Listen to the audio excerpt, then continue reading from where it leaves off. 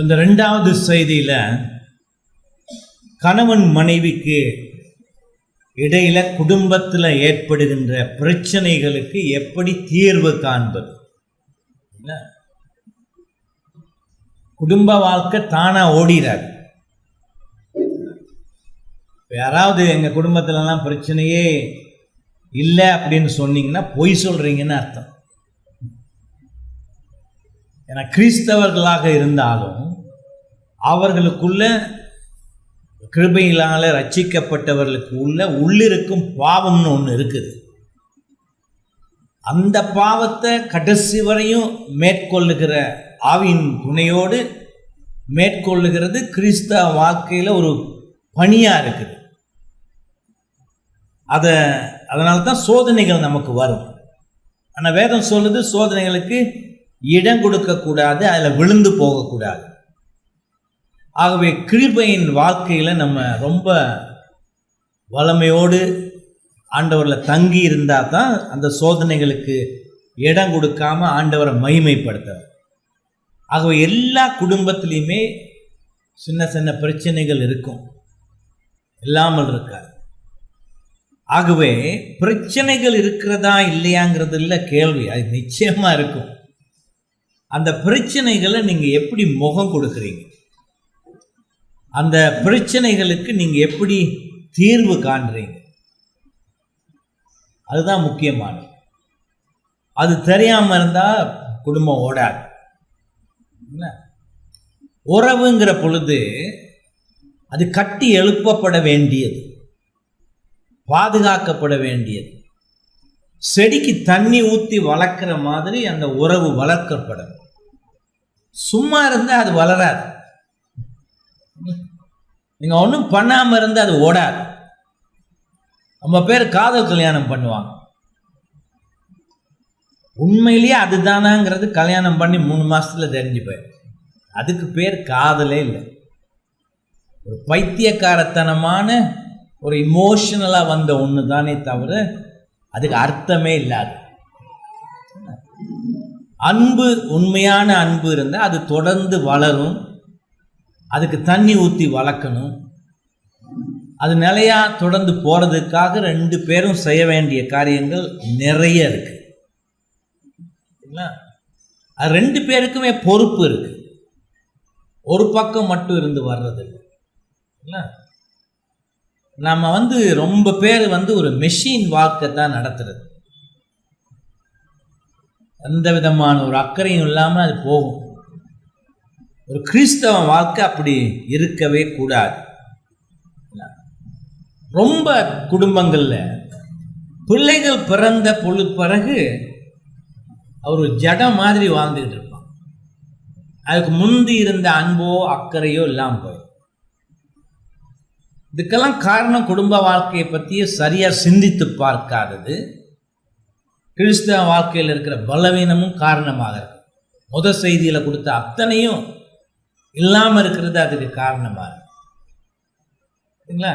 அப்போ சாதாரணமாகவே குடும்ப வாழ்க்கையில் ஒழுங்காக இருக்கிற உங்கள் மத்தியிலேயே பிரச்சனைகள் இருந்திருந்து வரத்தான் செய்யும்னா இதை பற்றி அக்கறையே காட்டாமல் திருமணம் செய்து வாழ்கிறவர்களுக்கு அது எவ்வளவு பெரிய பிரச்சனையாக இருக்கு. அதனால ரொம்ப பேர் என்ன செய்வாங்க, எல்லாம் உள்ளுக்குள்ளேயே வச்சு அடக்கிக்கிட்டு அதுக்கு எப்படி தீர்வு காண்றதுன்னு தெரியாமல் ஒரு போலி வாழ்க்கை வாழ்ந்து கொண்டு இருப்பாங்க. அதுதான் நிறைய இருக்கு இல்லையா? போலி வாழ்க்கை வாழ்க்கை ரொம்ப தப்பு. கிறிஸ்து நமக்கு விடுதலையை கொடுத்திருக்கிறார். பாவத்திலிருந்து விடுதலையை கொடுத்திருக்கிறார். தொடர்ந்து பாவத்தை செய்யாமல் இருக்கிறதுக்கான ஒரு ஆற்றலை கொடுத்திருக்கிறார், பக்குவத்தை கொடுத்திருக்கிறார். ஆவியானவரையே நமக்கு கொடுத்திருக்கிறார். ஆவியானவரையே நமக்கு ஆண்டவர் கொடுத்திருக்கிற பொழுது அந்த ஆவியானவருடைய துணையோடு நம்மால் செய்ய முடியாதது என்ன இருக்கு? கிறிஸ்துவை நேசித்து அவருக்கு கீழ்ப்படிந்து மனைவியோடு, கணவன் மனைவியோடு, மனைவி கணவனோடு பேசி இந்த காரியங்களை எல்லாம் சரியாக செய்து கொண்டு போனால் அந்த பிரச்சனைகளுக்கு தீர்வு காணலாம்.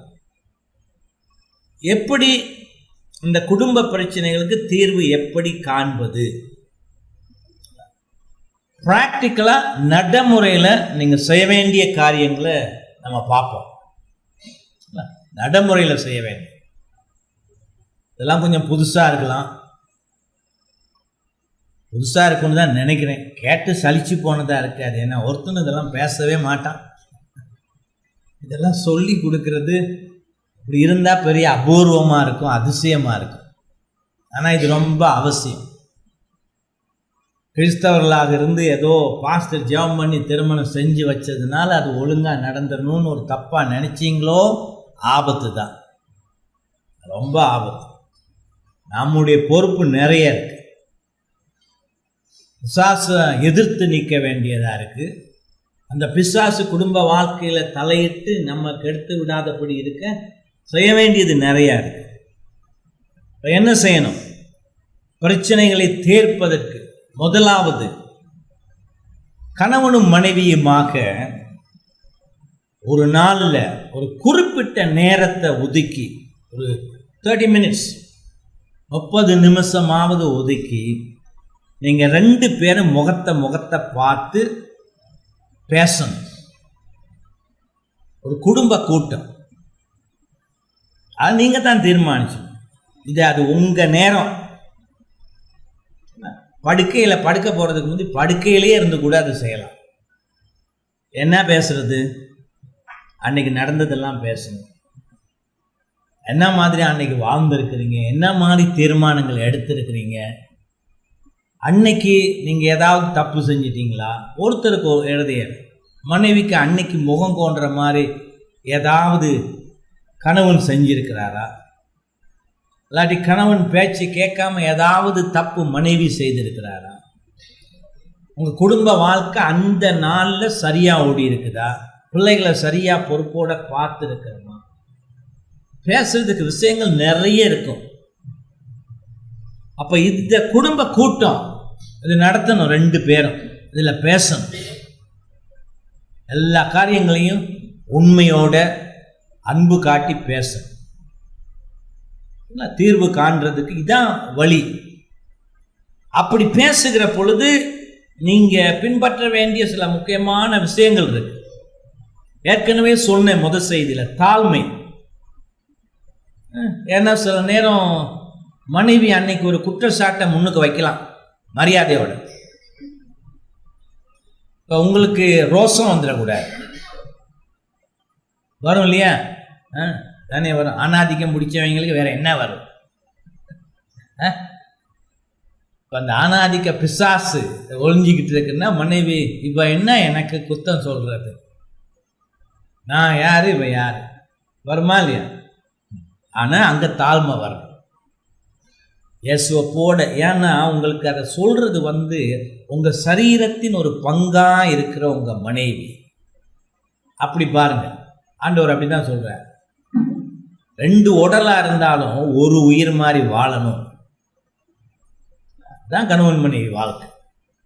இந்த கணவன் மனைவி வாழ்க்கையை உலகத்துல ஒப்பிட்டு வேற எதையுமே பார்க்க முடியாது. பிள்ளைகளோட உறவு இருக்கும், நமக்கு ஃப்ரெண்ட்ஸ் இருப்பாங்க, உங்களுக்கு அப்பா அம்மா கிட்ட பாசம் காட்டுவீங்க, ஒரு விதத்துல உறவு இருக்கு. இப்படி நம்ம பல வகையான உறவு மனுஷ வாழ்க்கையில் இருக்கு. ஆனா குடும்ப வாழ்க்கைங்கிற உள்ள உறவை மாதிரி விசேஷமானது ஒண்ணுமே இல்லை. வேற எதோடையும் ஒப்பிட முடியாது. அதனாலதான் அதை எடுத்து ஆண்டவர் எபேசியர் 5வது அதிகாரத்துல நான் எப்படி சபையை கவனிக்கிறேன்னு சொல்லி குடும்பத்தை பத்தி நாம சிந்திக்கும்படியாக செய்கிறார். ரொம்ப ஒரு புனிதமான ஒரு பெரிய உறவு. அதனால அவங்க குற்றச்சாட்டு முன் வைக்கிறதுக்கு அவங்களுக்கு உரிமை இருக்கு, அதிகாரம் இருக்குது. ஏன்னா அந்த குடும்பம் நல்லா போறதுக்கான ஒரு வழி அது. அப்பதான் நீங்க திருந்திக்கலாம். அதனால ரோஷம் வரக்கூடாது. தாழ்மையோடு அதை கேட்டுக்கக்கூடிய ஒரு பக்குவம் வேணும். ஏன்? உங்க சரீரத்தின் ஒரு பகுதி, உங்களுக்கு உயிரோட உயிரா இருக்கிற ஒரு பகுதி பேசுதுன்னு பார்க்கணும். அப்படிதான் பார்க்கணும். சரிங்களா? அதை நீங்க கேட்கணும், சிந்தித்து பார்க்கணும். ஏன் இப்படி இன்னைக்கு நடந்துக்கிட்டேன், 2 பேருமே ஆலோசித்து பார்க்கலாம்.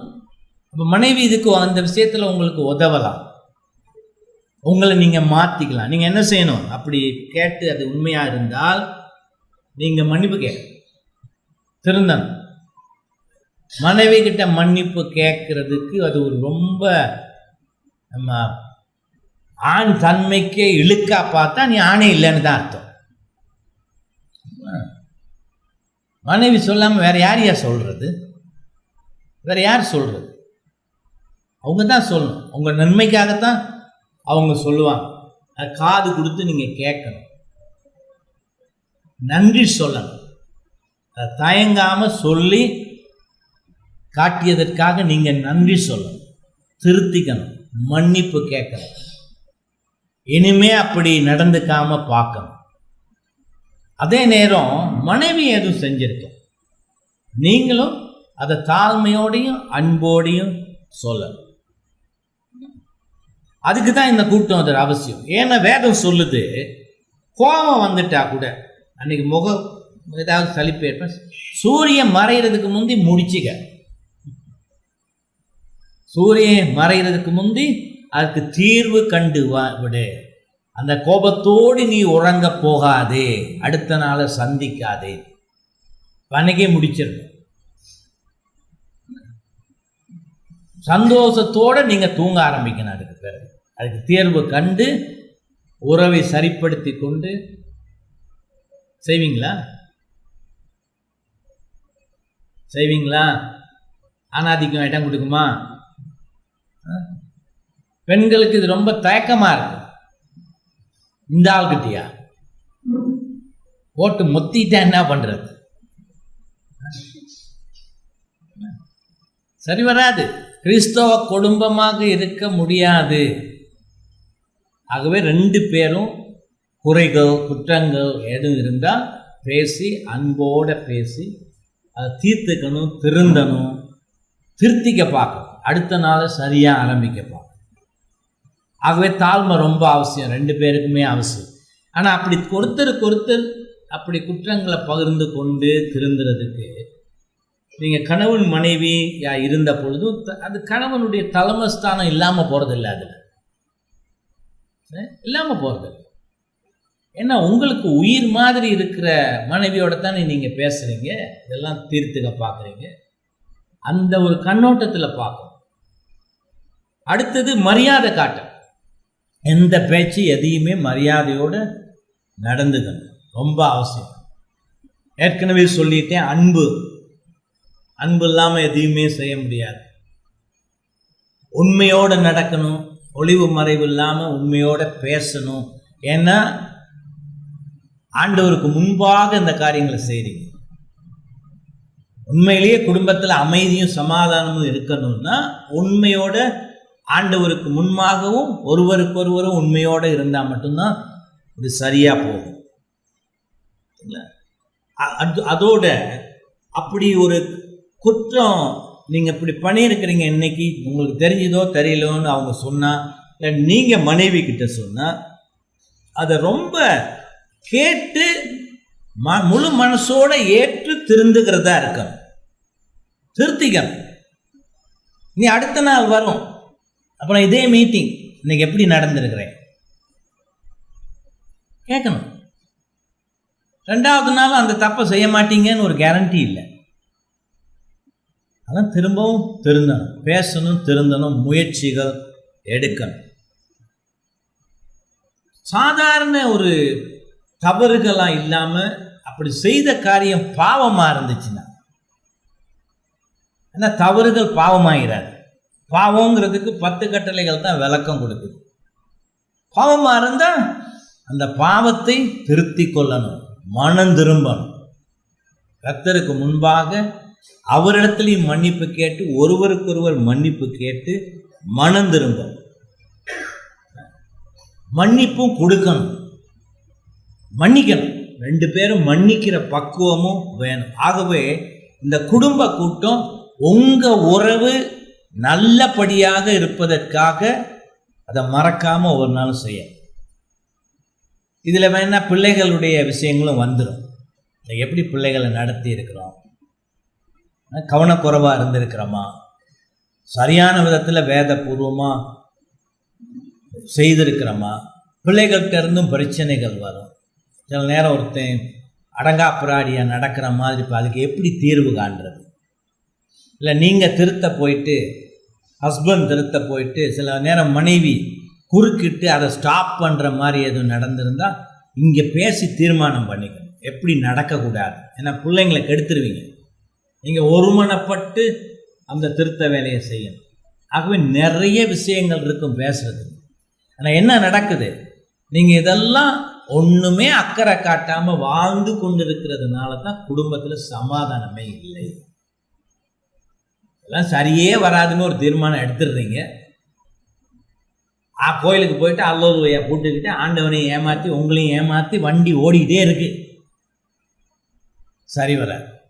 அது ஆண்டவருக்கு பிடிக்கல. அந்த மாதிரி இருக்கிறதுக்காக அவர் குடும்ப வாழ்க்கையை ஏற்படுத்தவே இல்லை. உங்கள் வாழ்க்கையில் குடும்ப வாழ்க்கை சரியாக இல்லை, அமைதி இல்லைன்னா நீங்கள் ஒரு சபையில் இருந்தால் அது மற்ற குடும்பங்களையும் பாதிக்காமல் போகாது. வைரஸ் மாதிரி பாதிக்கும். அதனால் நீங்கள் என்ன செய்யணும், அக்கறையோடு அந்த குடும்ப கூட்டத்தை நடத்தணும்.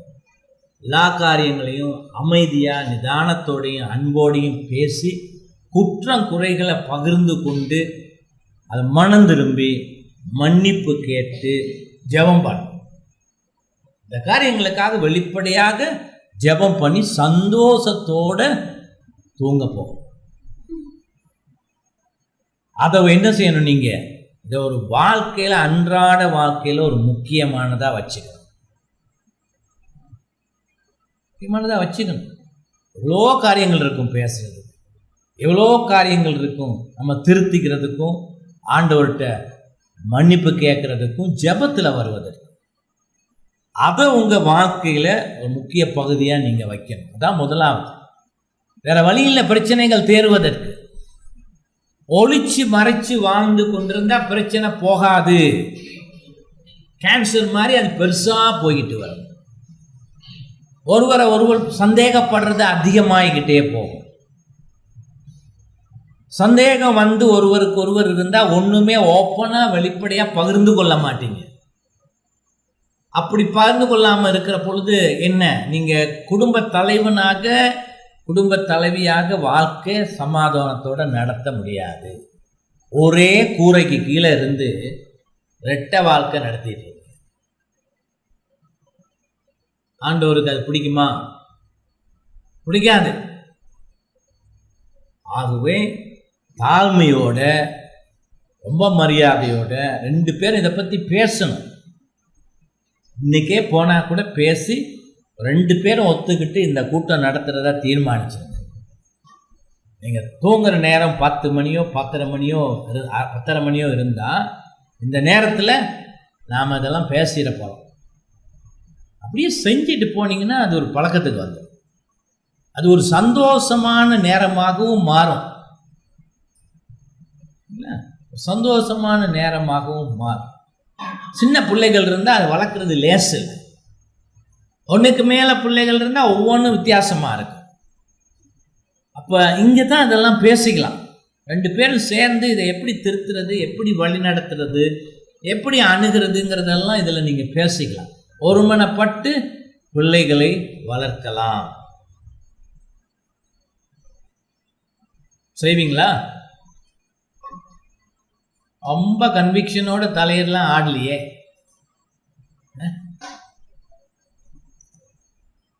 ஜடம் மாதிரி நம்ம வாழ்ந்து பழகி இருந்தா இது ரொம்ப கூச்சமாக இருக்கும்.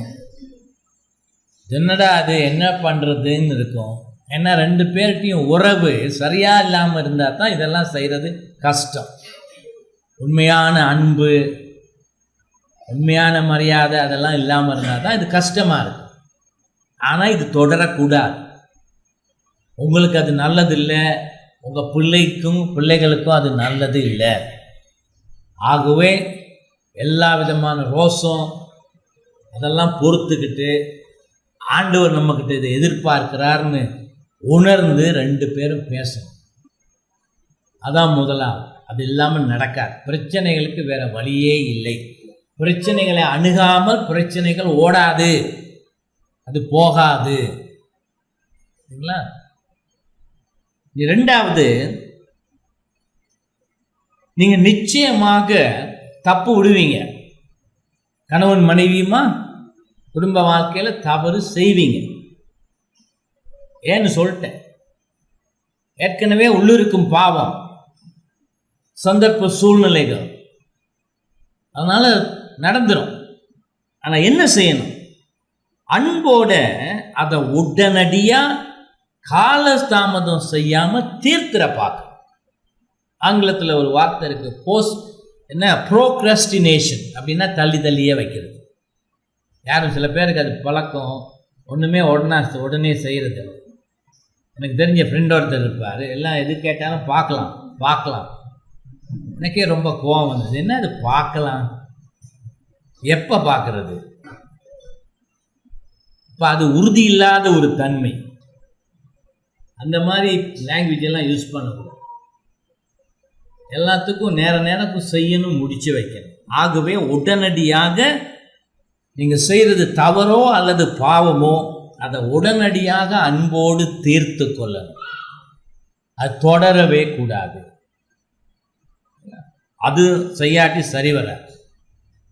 நீங்கள் தவறு செஞ்சிருந்தா உங்களுக்கு நிச்சயமாக அதை ஆண்டவர் வெளிப்படுத்துவார். உங்களுக்கே தெரியும். உங்கள் மனைவி முகத்திலேயே பார்க்கலாம், இல்லாட்டி கணவன் முகத்திலேயே பார்க்கலாம். ஆகவே எதுவாக இருந்தாலும் அதை தள்ளி வைக்காமல், அடுத்த நாளுக்கோ அடுத்த அவருக்கோ போக விடாமல் உடனடியாக பேசி தீர்க்க வேண்டும். உடனே அப்படி தீர்க்காட்டி, ஒரு புண்ணுக்கு உடனடியாக மருந்து போடாட்டி என்ன ஆகும்? எவ்வளவு தூரம் காலதாமதம் செய்கிறீங்களோ அவ்வளவு தூரம் நம்மளுக்கு ஆபத்தாக போயிடும். ஆரம்பத்திலேயே சின்னதாக ஒரு ஆன்டிபயோட்டிக்ஸை போட்டு முடிச்சிருக்க வேண்டியது கடைசியில் கேங்க்ரீன் மாதிரி வந்து கையையே காலையோ வெட்ட வேண்டி வந்துடுமா இல்லையா?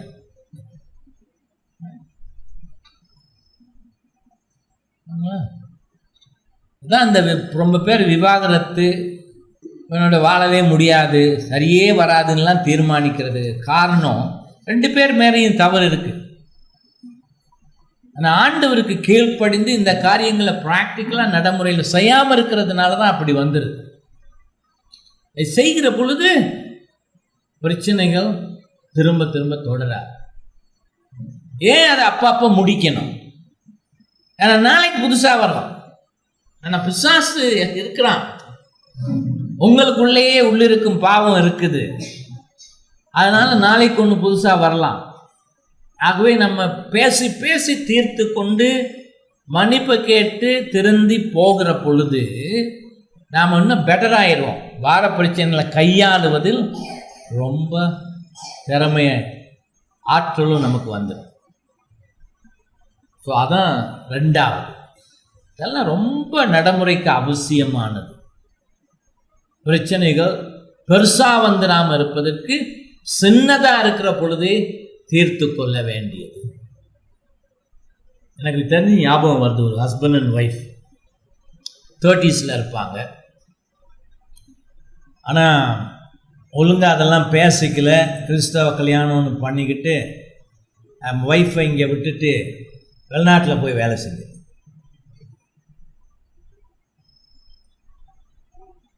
ஆனால் உறவு சரியில்லை.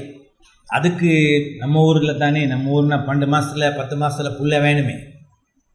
வீட்டில் இருந்தால புள்ள வரும், வெளிநாட்டில் இப்போ அதுக்கு ரொம்ப அது மென்டல் டார்ச்சராக போகுது. இவனும் அதை சிந்திக்கிறான்னு இல்லை, ஆனால் அவங்களுக்கே தெரிஞ்சு போச்சு, சமாதானமே இல்லை. ஸோ என்னை சந்தித்து ஆலோசனை கேட்டான். நான் இன்னொரு ஊரில் பிரசங்கம் பண்ண போயிருந்த பொழுது இவங்க வந்திருந்தாங்க, பேசணும்னு பேசி, அப்போ இவன் வந்து தன்னுடைய அக்காவுக்கு சம்பாதிச்சு என்னமோ கொடுக்கணும், அதுக்காகத்தான் வேலைக்கே வந்திருக்கிறான். நம் மனைவி இவ்வளவு தூரம் மனசில் ஒரு பொறுமைக்கிட்டு இருக்குங்கிறதையே அவன் பார்க்கல, தன்னை நியாயப்படுத்திக்கிட்டு இருந்திருக்கிறான். நல்லா மாட்டிக்கிட்டாங்க. 2 பேருக்கும் நல்லா டோஸ் கொடுத்து விட்டேன். உண்மையே நான் கடுமையாக பேச வேண்டிய வந்து, நீ மனுஷனானு நான் கேட்டேன். பக்கத்தில் அவருடைய ஒய்ஃபினுடைய தேவைகளே தெரியாமல் நீ உன் சொந்தக்காரங்களுடைய தேவைகளை பார்த்துக்கிட்டு இருந்தால் நீ ஏன் கல்யாணம் பண்ண? உனக்கு கல்யாணம் தேவையா? நீ திருமணமே பண்ணியிருக்க வேண்டிய அவசியம் இல்லை. அதனால் நீ குற்றத்தை உணர்ந்து உன் மனைவி கிட்ட மன்னிப்பு அதோட நிப்பாட்ட முடியாது. அவள் என்ன இருதயத்தில் இருக்குங்கிறத தெரிஞ்சுக்கிட்டு அதுக்கேற்றபடி நீ மாற்றி அமைக்கணும் வாழ்க்கை. அந்த ஊரில் இருக்கிற வேலையை விட்டுட்டு நம்ம ஊருக்கு வந்துட்டாங்க, அதையாவது உடனே செஞ்சாங்க. இப்படி ரொம்ப பேர் அது கவனிக்கிறதே இல்லை. கடைசியில் என்னவாகும்? விவாகரத்தில் போய் முடியலாம். விவாகரத்துக்கு வரையும் போயிட்டு நம்ம அசிங்கப்படக்கூடாதுங்கிறதுக்காக மருந்து மாத்திரையை சாப்பிட்டு செத்து போகிறவங்க இருக்கிறாங்களா இல்லையா? தற்கொலை பண்ணிக்கிறவங்க இருக்கிறாங்க. ஆகவே கல்யாணம் மற்றவங்களுக்கு பண்ணி வைக்கிறவங்க ரொம்ப கவனமாக இருங்க. ஏன்னா 2வது வருகையின் பொழுது நீங்கள் பண்ண அநியாயத்துக்கு உங்களுக்கு இருக்குது நிறைய ஆண்டவர்கிட்ட.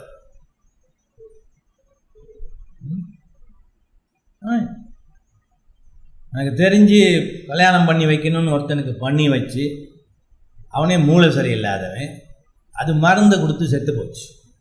எவ்வளோ பெரிய அநியாயம்! பண்ணி வச்சவங்களுக்கு எவ்வளவு அநியாயம்,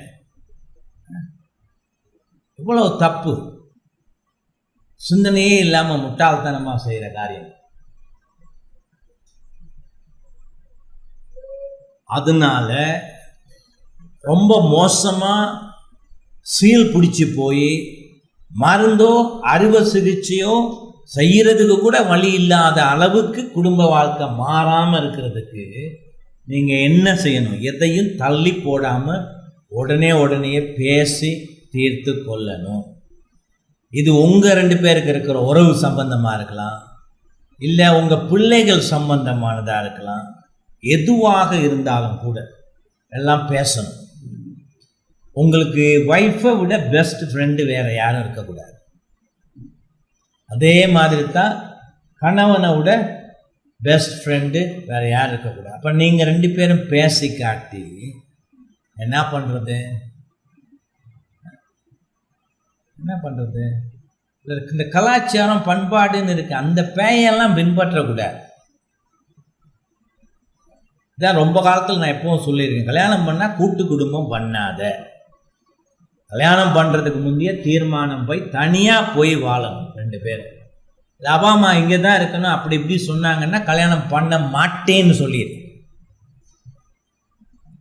இவங்கெல்லாம் வீட்டில் உட்காந்துக்கிட்டு நீங்கள் 2 பேரும் தனியாக எப்படி பேசுறது? அப்புறம் அவங்க என்ன சொல்லுவாங்க? அவன் என்ன பொறுப்பு கட்டத்தனமாக கொண்டாட்டி பின்னுக்கையே சுற்றிக்கிட்டு இருக்கிறான், சேலையை பிடிச்சிக்கிட்டுன்னு சொல்லுவாங்களா இல்லையா? அதுவும் நம்ம குடும்ப வாழ்க்கையை கெடுக்கிறதே அவங்க வேலையாக இருக்கும். அப்போ நீங்கள் என்ன செய்யணும்? தனியாக ஒரு ரூமாக இருந்தாலும் தனியாக எடுத்து வாழ்ந்தீங்கன்னா இந்த உங்கள் 2 பேருக்கும் இடையில யாரையும் வர விடாமல் பார்த்துக்கணும். யாரும் வரக்கூடாது உங்கள் 2 பேருக்கும் இடையில. அப்பாவாக இருந்தாலும் சரி, ஆட்டுக்குட்டியாக இருந்தாலும் சரி. அது முடிஞ்சு போச்சு. கல்யாணம் பண்ண பிறகு நீ கணவன் தான் வீட்டுக்கு தலைவர், அப்பாவோ அம்மாவோ இல்லை. அவங்க ஆலோசனை சொல்லலாம், தூரம் இருந்து ஜெபம் பண்ணலாம். குடும்ப வாழ்க்கையில் வந்து நேரடியாக சம்பந்தப்படுற அப்பாவும் அம்மாவும் தப்பு செய்கிறாங்க, பெரிய தப்பு செய்கிறாங்க. ஆகவே நீங்கள் 2 பேரும் எந்த தலையீடுக்கும் இடமே கொடுக்கக்கூடாது. அதனால கூட்டு குடும்பத்துக்கு ஒத்துக்காது. கூட்டு குடும்பத்துக்கு ஒத்துக்காது. ஒரு முறை குஜராத்துக்கு நான் அடிக்கடி போயிருக்கேன். அவங்க பிரசங்கம் பண்ண சபையில் குடும்பத்தை பற்றி தான். அதுக்கு முந்தைய அவங்க அப்படி கேள்விப்பட்டதே இல்லை. குஜராத்தில் கூட்டு குடும்பம் நிறையா இருக்குது. அப்போவே வந்து ரொம்ப செல்வம் இருந்தவன். அவன் வீட்டில் எனக்கு எண்ணி பார்த்தேன், 20க்கு மேலே இருந்தாங்க. தாத்தா, பாட்டி, அப்பா, அம்மா, கொழுந்தியா எல்லாம். வீடே கல்லோலப்படுது. அப்போ பார்த்தேன், இவனுடைய மனைவி இத்தனை பேருக்கு 20-28 பேருக்கு சமைச்சு போடுது. ரொம்ப ஸ்ட்ராங் அயன்மேன் பாடியாக இருக்கும் போல இருக்குது. அது 3 வேளை சும்மா விடலாமா? சேமனில் போட்டு துவைச்சி எடுத்துட்டேன்.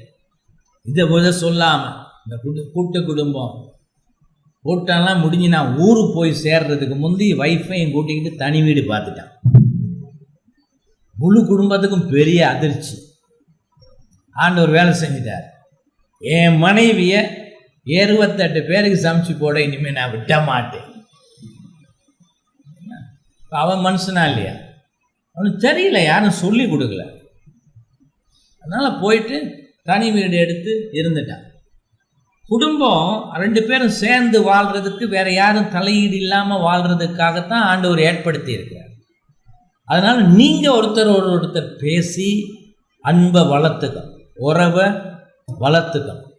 அதுக்கு என்னென்ன செய்யணுமோ அதை செய்யணும். புரியுங்களா? ஆகவே கொஞ்சம் ஒரு கிலோமீட்டருக்கு தள்ளியாவது இருங்க. அப்பா அம்மாவெல்லாம் விட்டுட்டு குடும்பம் நடத்து, இல்லாட்டி ஆபத்து. அவங்க சுயநலத்துக்காக உங்கள் வாழ்க்கையை கெடுத்துருவாங்க. அது ஒரு கிறிஸ்தவ பெற்றோர்களெல்லாம் இருந்து இதையெல்லாம் சிந்தித்து பார்க்காதவங்க முட்டாள்தனத்தை தான் செய்கிறாங்க. யோபு அப்படியா இருந்திருக்கிறான்? இல்லை. யோபு விசேஷமான காலங்களில் அவங்கள கூப்பிட்டு ஜெபம் பண்ணியிருக்கிறான், சாப்பாடு போட்டு கொடுத்துருக்கிறான். ஆனால் அன்றாட வாழ்க்கையில் அவன் தலையிடவே இல்லை.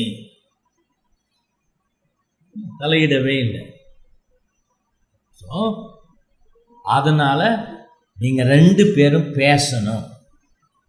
அன்போட கல்யாணம் பண்ணியிருந்தா, இப்போ அரேஞ்ச் மேரேஜ் பண்ணியிருந்தா கஷ்டம்தான். ஏன்னா அது அன்புலாம் கல்யாணத்துக்கு பிறகு அன்பை வளர்த்துக்கணும். இயேசுனுடைய அன்பை காட்ட பாருங்கள். மனைவி யாருங்கிறத வேதத்தை படித்து புரிஞ்சுக்கணும். ஆண்டவர் எப்படி தன்னுடைய மனைவியை பார்த்துக்கிறாருங்கிறத கற்றுக்கிட்டு உங்கள் மனைவியை அந்த விதத்தில் நேசிக்கணும். நீங்களும் உங்கள் கணவனை அந்த விதத்தில் மதித்து நேசித்து நிறைய பேசணும். 3வது, இதுவும் ரொம்ப முக்கியமானது. உங்கள் வாழ்க்கையில் உங்கள் வருமான நிலைமை எப்படி இருந்தாலும், அதெல்லாம் எனக்கு தெரியாது என்ன விதத்தில், ரொம்ப வருமானம் இருந்தாலும் சரி, ரொம்ப இல்லாட்டியும் சரி, உங்கள் 2 பேருடைய குடும்ப வாழ்க்கையினுடைய சமாதானத்துக்காகவும் அன்புக்காகவும் நீங்கள் என்ன செய்யணும்? நேரம் எடுத்து உங்களுடைய அன்பை ஒருவரோட ஒருவர் நடைமுறையில் பகிர்ந்து கொள்ளணும். அதை எப்படி செய்கிறது? ப்ராக்டிக்கலாக எப்படி செய்கிறது? ஒரு வாரம் 2 வாரம், ஒரு மாதத்தில் 2 தடவையாவது உங்கள் மனைவியை வீட்டில் சமைக்க விடுறத நிப்பாட்டிட்டு வாங்க இன்னைக்கு ரேடிசன் ஹோட்டலில் போய் சாப்பிடுவோம், இல்லாட்டி வேறு எங்கேயாவது ஒரு இடத்துல. அதை நீங்கள் தீர்மானம் எடுத்து சர்ப்ரைஸாக கூட கொடுக்கலாம். உங்கள் ஒய்ஃபுக்கு சந்தோஷப்படுவாங்களா இல்லையா? அப்போ நீங்கள் என்ன செய்றீங்க? அக்கறை காட்டுறீங்க, அன்பு காட்டுறீங்க. சும்மா போடுறதெல்லாம் தின்னுக்கிட்டு அப்படியே போய்கிட்டு இருக்கிறவனா இல்லாமல், அதானே வளமையாக செய்கிறது. ஒரு மனைவி இவ்வளோ தூரம் ருசியாக போட்டுக்கிட்டு இருக்க, நான் பாட்டுக்கு முழுங்கிக்கிட்டு இருக்கிறேன், எவ்வளோ பெரிய தப்பு. ஸோ அதனால் அன்றைக்கி சமையல் வேலையிலேருந்து ஓய்வு கொடுக்குது. பிள்ளைகளையும் யாரையாவது பார்த்துக்க சொல்லிட்டு நீங்கள் 2 பேர், வேறு 25 பேரை கூட்டிகிட்டு போயிடாது. நான் 25 பேருக்கு அன்பு காட்டுறதுக்கு இல்லை இது. நீங்கள் ஒருத்தருக்கு ஒருவர் அப்படியே போனால் கூட மனைவி ஒரு வார்த்தை கேட்டுங்க, எங்கே சாப்பிட போனால் உங்களுக்கு பிடிச்ச இடத்துக்கு கூட்டிகிட்டு போயிடாது. அது அன்பு காட்டுறதில்லை, அது படு சுயநலம். மனைவியும் கேட்கணும், எங்கே போகலான்னு நினைக்கிறேன் அப்படின்னு கேட்டு, உங்களுக்கு பிடிக்குதோ பிள்ளைகளே மனைவிக்கு பிடிச்சிருக்குன்னா அங்கே போய் சாப்பிடுங்க. ஒரு மணி நேரம் 1.5 மணி நேரத்தை செலவிடலாமா இல்லையா? அப்போ என்ன செய்கிறீங்க? அக்கறை காட்டுறீங்க, ஒருவருக்கு ஒருவர் தேவைகளை புரிஞ்சிக்க பார்க்குறீங்க. இது செய்யணும், இது கட்டாயம் செய்யணும். சரிங்களா?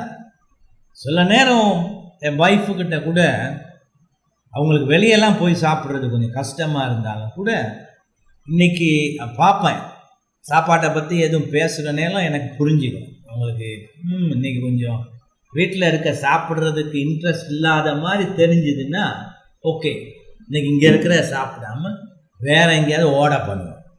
ஸோ அவங்களுக்கு பிடிச்ச சொல்லுங்க, என்ன ஆர்டர் பண்ணுவோம் கேட்டு அதை ஆர்டர் பண்ணி வரவழைச்சி சாப்பிடுவோம். இப்போ உங்களுக்கு என் ஒய்ஃபும் அப்படி பார்த்துட்டு எனக்கும் செய்வாங்க. ஸோ அதனால உங்கள் அன்பை நடைமுறையில் ஒருத்தருக்கு ஒருத்தர் பகிர்ந்து கொள்றதுக்காக ஒரு மாதத்தில் ஒரு தடவையாவது நீங்கள் வெளியில் போய் சாப்பிடணும். அப்போ அது டைம் கிடைக்கும். சாப்பிட்ற நேரம் பேசலாம். சாப்பிடணும்னா இது நல்ல சான்ஸ், சாப்பிட கிடைச்சின்னு சாப்பாட்டுலேயே உங்கள் முகம் இருக்கக்கூடாது. சாப்பாட்டு ராமை மாதிரி சாப்பிட்றதுக்காக இல்லை அங்கே போனது. சாப்பாடு ஒரு எக்ஸ்கியூஸ். எதுக்கு? நீங்கள் ஒருத்தருக்கு ஒருத்தர் பேசுறதுக்கும் அன்பை பகிர்ந்து கொள்வது. அப்படிங்களா? ஸோ அது செய்யணும். அது ஒன்று, ஒரு ஐடியா. அடுத்தது, உங்கள் வசதிக்கு ஏற்றபடி ஒரு வருஷத்தில் ஒரு தடவையோ 2 தடவையோ ஒரு விடுமுறை போகலாம், ஹாலிடே. சில பேர் காஷ்மீருக்கு போவான். எல்லாருக்கும் அந்த அளவுக்கு பணம் இருக்குமா? ஊட்டிக்கோ கொடைக்கானலுக்கோ போகலாம், இல்லை ஏற்காடுக்கு போகலாம். அவங்க வசதிக்கு தகுந்தப்ப ஒரு பிரேக் வேணும். வளமையாக செய்கிற அதுலேருந்து ஒரு பிரேக் வேணும். அப்போ நீங்கள் அப்படி போகிற இடத்துல வேறு வேலை ஒன்றும் இருக்காது. காலையில் எழும்பி வாக்குக்கு போகலாம், ஒருத்தர் பேசலாம், வாங்கி சாப்பிடலாம். அப்போ உங்களுக்கு ஒரு 2 பேருக்கும் ஓய்வு கிடைக்கும். உங்கள் உறவை நீங்கள் பில்ட் பண்ணுறதுக்கு, அதை கட்டி எழுப்புறதுக்கு இது ரொம்ப அவசியம். உங்களில் ஒருத்தருக்கு ஒருத்தர் கான்சென்ட்ரேட் பண்ணலாம். சரிங்களா? வெள்ளைக்காரன் இதெல்லாம் செய்யாமல் விட மாட்டான். ஏன்னா அவனுக்கு தெரியும் வண்டி சும்மா ஓடாது. இந்த வண்டிக்கு கூட நம்ம ஆயில் போடுவோமா இல்லையா? இருந்து ஆயில் செக் பண்ணி ஆயில் போட்டுக்குவோம். இல்லாட்டி என்ன ஆச்சு? போகிற நேரத்தில் அது சொல்லும், நான் சரியில்லைன்னு சொல்லுமா இல்லையா?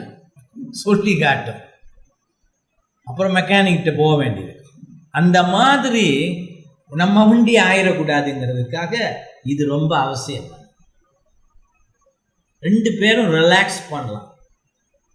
உங்களுக்கு ரொம்ப உதவியாக இருக்கும். இந்த ஹாலிடே, ஒரு விடுமுறை நம்ம குடும்ப வாழ்க்கைக்கு ரொம்ப அவசியமானது. இது ப்ராக்டிக்கல்.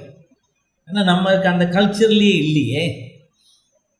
போனால் என்ன பண்ணுவோம்? எல்லாம் காசிக்கும் அதுக்கும் போகிற மாதிரி ஒரு 25 பேரோட போவோம், தயிர் சாதம் கட்டிக்கிட்டு.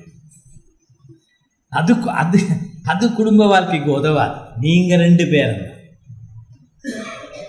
நீங்கள் 2 பேரும் போக வேண்டியது. நீ 3வது, நீங்கள் 2 பேருமே யோசிக்கணும். ஒரு நடைமுறையில் எப்படி ஒருத்தருக்கு ஒருத்தர் உங்களுடைய அன்பை வெளிப்படுத்துறது, ஒரு சின்ன விதத்தில் எப்படி வெளிப்படுத்துறது நீங்கள் யோசிக்கணும். யோசிக்காமல் அது வராது. என்ன, வளமையாக ஓடிக்கிட்டு இருக்கிறதே ஒரு என்ஜின் லைஃப் தானே. அதிலிருந்து மாறி நீங்கள் யோசிக்கணும், இன்னைக்கு என்ன விசேஷமாக ஏதாவது செய்யலாம், எப்படி இன்னைக்கு அன்பை காட்டுவோம். ரொம்ப இடத்துல சொல்லியிருக்கேன் இல்லையா? ஒரு வேலையிலேருந்து வீட்டுக்கு போகிற நேரம் பூ வாங்கிட்டு போகலாம். கடைசியாக யோசிச்சு பாருங்க, எப்போ ஒரு சாரி வாங்கி கொடுத்துருக்கீங்க கடைசியாக? யோசிச்சு பாருங்க. 6 மாதம் இருக்குமா? 1 வருஷம் இருக்குமா? இல்லை வாங்கியே கொடுக்காம கூட இருந்திருக்கலாமா இல்லையா? அது ஆக மோசம். இவ்வளவு நாள் அந்த வைஃப் பொறுத்துக்கிட்டு இருந்ததே பெரிய ஆச்சரியம். அப்போ அது ஏன் வாங்கி கொடுக்கக்கூடாது? வாங்கி கொடுத்தாலும் உங்களுக்கு பிடிச்சா போய் வாங்கி கொடுக்காது. நீங்களே எப்படியோ தெரிஞ்சுக்கிட்டு என்ன கலர் அவங்களுக்கு பிடிக்கும், என்ன மாதிரி பிடிக்குங்கிறதெல்லாம் நீங்களே பார்த்து தீர்மானிச்சுக்கிட்டு சர்ப்ரைஸாக வாங்கி கொடுக்கலாம்.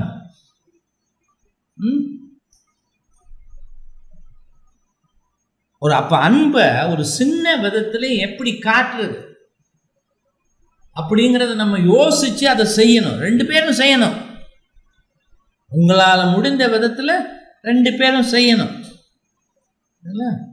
இதெல்லாம் எதுக்கு? இதெல்லாம் நம்ம அன்பு தொடர்றதுக்கும் நிலைச்சிருக்கிறதுக்கும் இந்த உறவு இன்னும் பலமாக கட்டி எழுப்புறதுக்கும் தான் இதெல்லாம் தேவை. வைஃப்ஸ் ரொம்ப அப்ரிஷியேட் பண்ணுவாங்க. இப்படி நீங்கள் வாங்கி கொண்டு போய் கொடுத்து, நான் சில நேரம் வைஃப் கேட்டதை தவிர ஏதாவது சர்ப்ரைஸாக கொண்டு போய் கொடுக்க பார்ப்பேன்.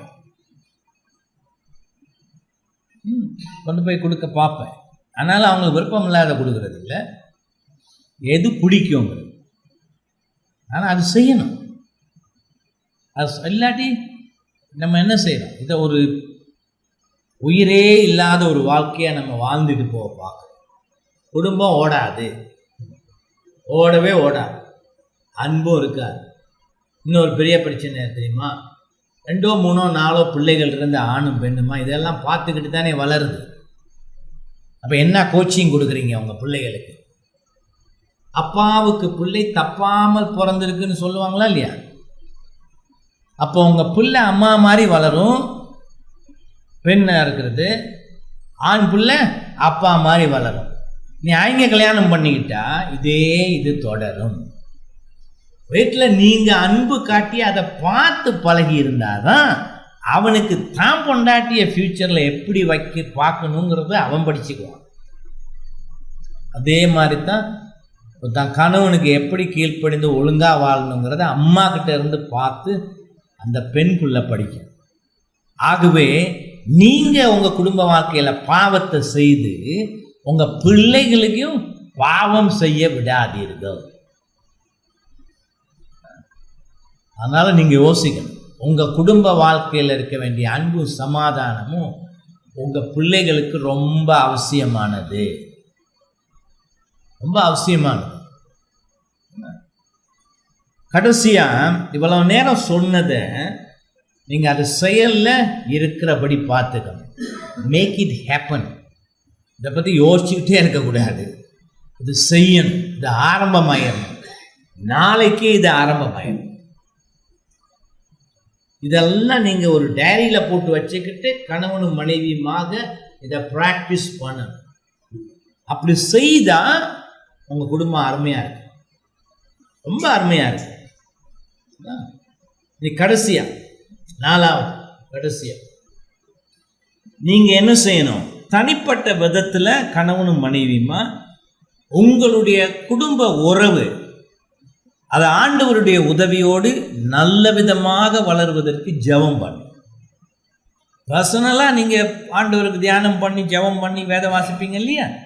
இதுக்கு முக்கிய இடத்த கொடுங்க, ஆண்டவருடைய உதவியை நாடுங்க. இந்த உறவு நல்லபடியாக வளருவதற்கு ஆண்டவர்கிட்ட உதவியை கேட்கணும். உங்களுக்கும் பொறுமையை கொடுக்கவும் நிதானத்தை கொடுக்கவும் இந்த ஆண்டவர் காட்டுற அந்த அன்பை என் மனைவி மேலே என் ஹஸ்பண்ட் மேலே நான் நல்லபடியாக காட்டுறதுக்கு உதவி செய்யுங்க.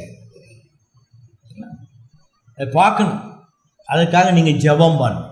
ஜெபம் பண்ணால் இருதய சுத்தத்தோடு நீங்கள் ஜெபம் பண்ணி கேட்டால் ஆண்டவர் உதவி செய்யாமல் இருக்க மாட்டார்.